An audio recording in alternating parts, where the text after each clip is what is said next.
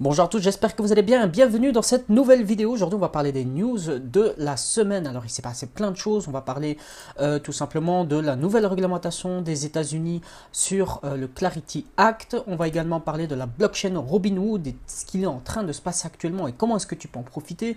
On va également parler de Swift qui lance sa propre blockchain. On va parler également de Sony et encore plein d'autres news, les news les plus croustillantes de la semaine. Mais juste avant ça, on va faire un petit tour sur les différentes performances qu'on a eues ici dans la semaine pour le Bitcoin. On peut voir qu'il est légèrement dans le vert. On voit également que Ethereum est légèrement dans le rouge. Alors c'est les grandes vacances, il n'y a pas énormément de volume qui sont en train d'être échangés actuellement dans le marché des crypto-monnaies. On peut voir également que le marché reste assez mitigé. Il y a des cryptos qui vont un peu bien, il y a des cryptos qui vont un peu moins bien. Bon, ça dépend vraiment du vent tout simplement. Enfin, ça dépend vraiment du contexte, mais il n'y a pas vraiment une direction qui est claire actuellement. Le marché reste assez stable avec peu de volume échangé dû justement aux grandes vacances. Allez, on va commencer avec la première news.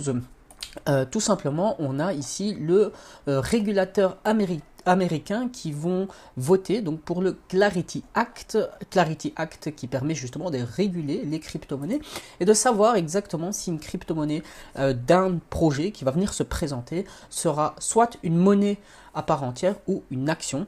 Et tout simplement, cette distinction va changer énormément de choses aux États-Unis parce qu'ils ne seront pas soumis à la même réglementation, que ce soit considéré comme une monnaie ou que ce soit considéré comme une action.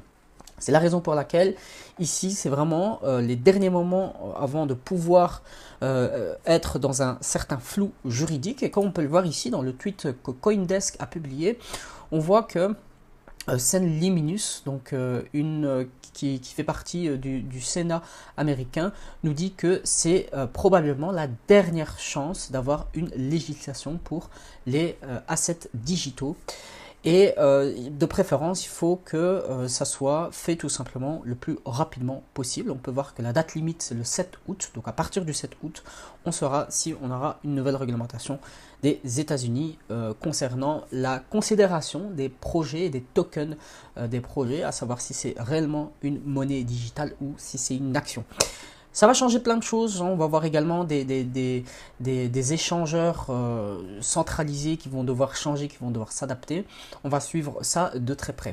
En parlant d'échangeurs, on a Robinhood, comme tu as pu l'entendre ici si tu as vu mes dernières vidéos, qui ont lancé leur propre blockchain et c'est tout simplement donc basé sur une layer 2 d'Ethereum et on peut voir qu'il y a eu plus de 193 000 transactions par jour et adresses pardon et il y a eu tout simplement plus de 563 millions de volume dans le DEX échangé durant la première semaine. Alors on peut voir que c'est énorme, c'est vraiment beaucoup de volume, comme tu peux le voir ici, il y a eu vraiment beaucoup de volume.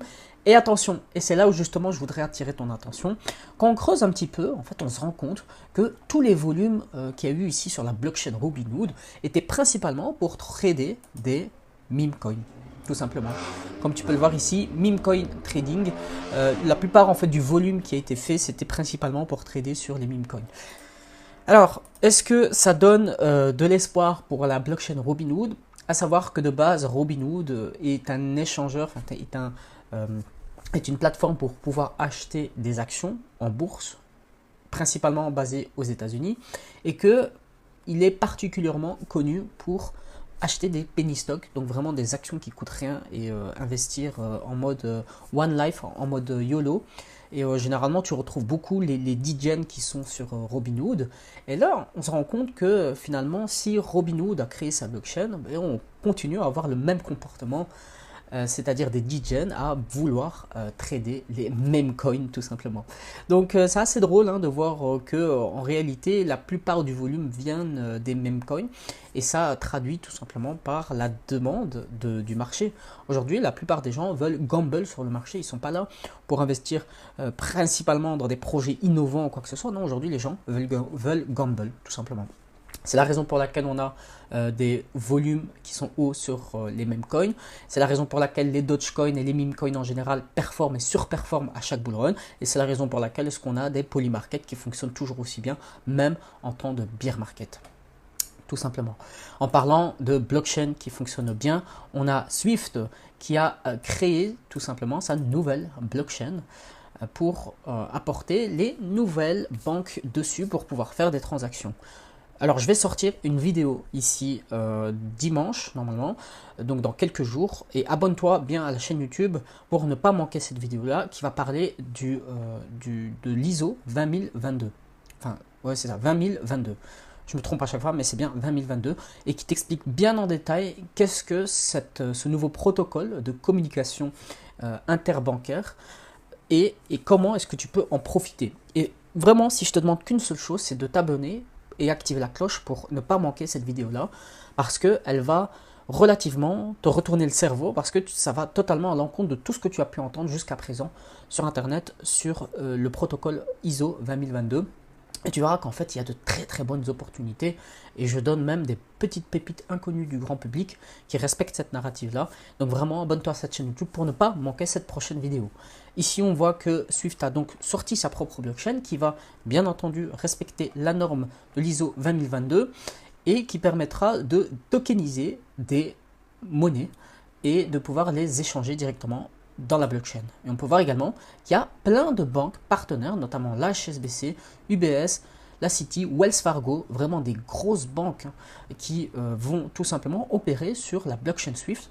Et ça, c'est relativement une très bonne news parce que ça permet vraiment de voir que en réalité, la blockchain est non pas uniquement un effet de mode, mais qu'il y a réellement une utilisation concrète derrière. Et on voit que des grosses postures, des grosses institutions telles que Swift utilisent et construisent des choses dans la blockchain. D'ailleurs, j'ai posté cette news là sur Twitter.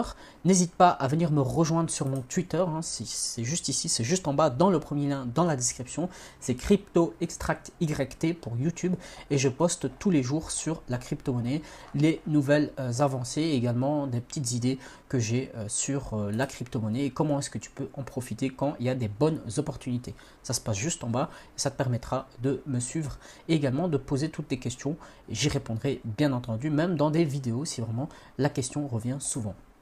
En parlant de questions, on a également Sony qui va lancer son propre stablecoin. Donc on voit que c'est un petit peu la mode et aujourd'hui tout le monde lance son propre stablecoin. C'est toujours bon à savoir.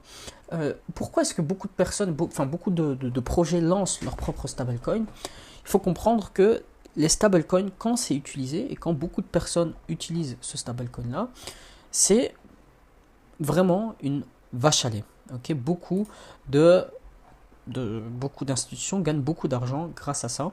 Et donc, c'est la raison pour laquelle Sony aujourd'hui crée leur propre stablecoin en espérant que ça va être utilisé, que des personnes vont acheter ce stablecoin là et qu'eux vont pouvoir gagner des frais dessus et donc gagner de l'argent.